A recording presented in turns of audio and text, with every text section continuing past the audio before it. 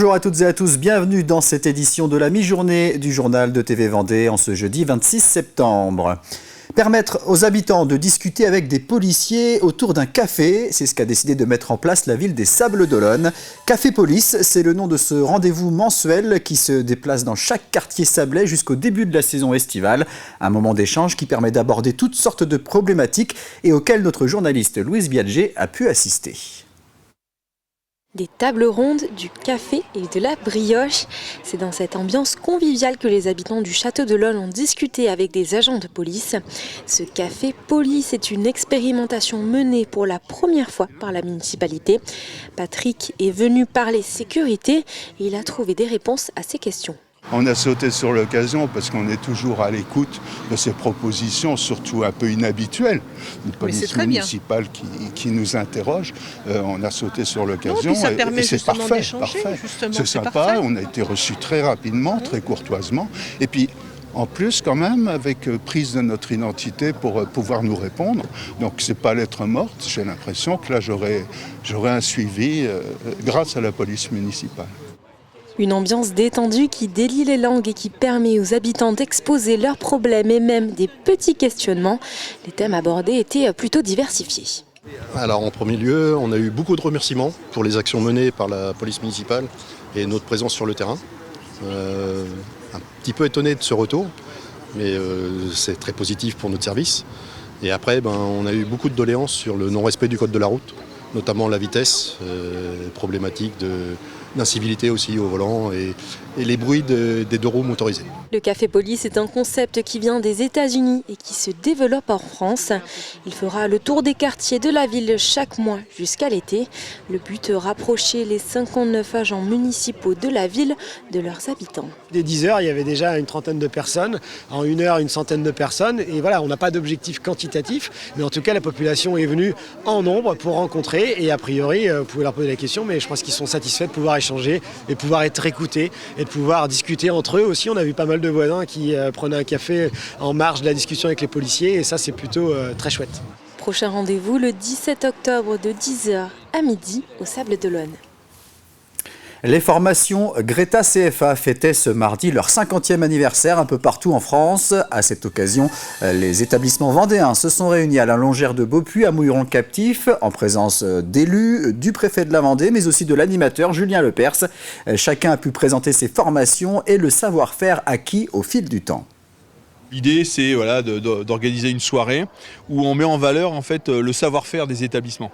Et donc on va ici dans cette salle qui est juste à côté de nous, qui est la Longère de Beaupuy, qui est très agréable, en fait présenter les formations qui permettent tout au long de l'année, justement aux apprentis et aux stagiaires de la formation continue de se former. Voilà. Et on a un invité de marque, ce qui est intéressant, c'est Monsieur Julien Lepers qui va nous animer la soirée et puis voilà montrer un peu toutes les formations qu'on propose derrière.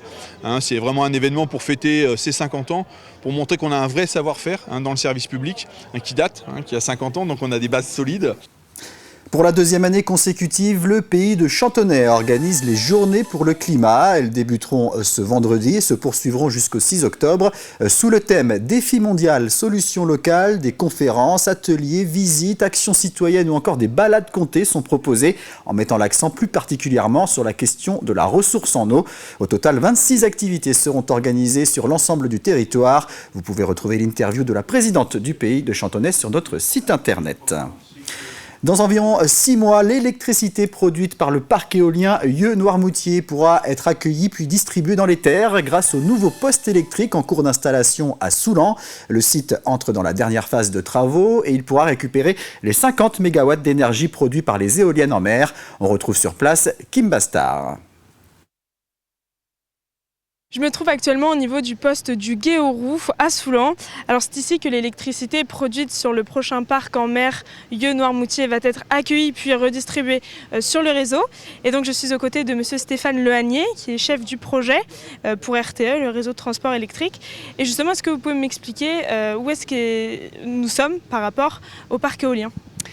Alors nous sommes à une distance d'à peu près de 60 km du parc éolien en mer. On est au poste électrique de Guéoroux. C'est un des composants de l'ouvrage de raccordement qu'on est en train de construire pour raccorder les éoliennes en mer d'ici mars 2025 sur le réseau public de transport.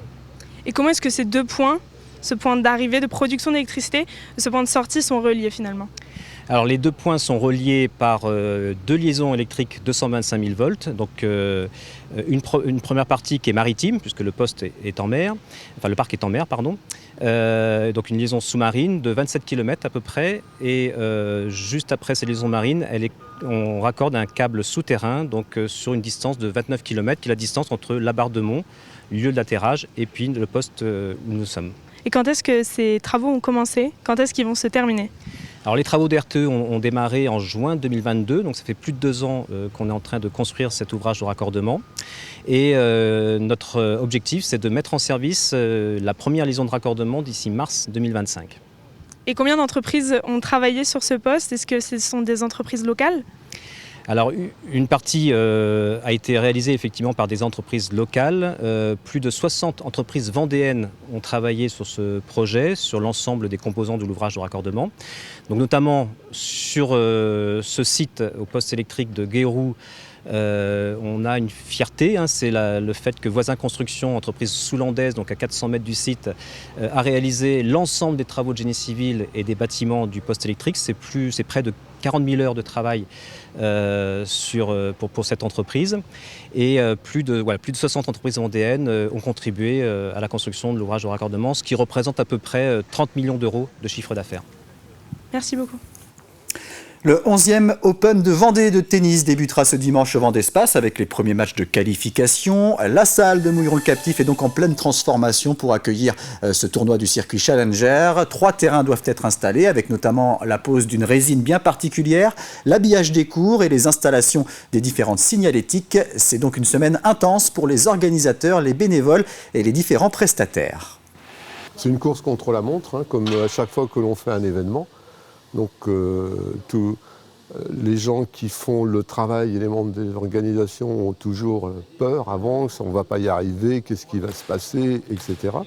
Mais on y arrive toujours parce qu'un événement de cette importance, ce sont des pulses qui vont s'assembler les uns aux autres. Et comme le pulse est bien fait, on arrive à tout assembler et ça y est, ça marche à chaque fois. Il y a un gros du travail de préparation avant de construire l'événement, donc tout au long de l'année. C'est la fin de cette édition. Je vous donne rendez-vous à 18h pour un nouveau point sur l'actualité. Très bonne journée sur TV Vendée.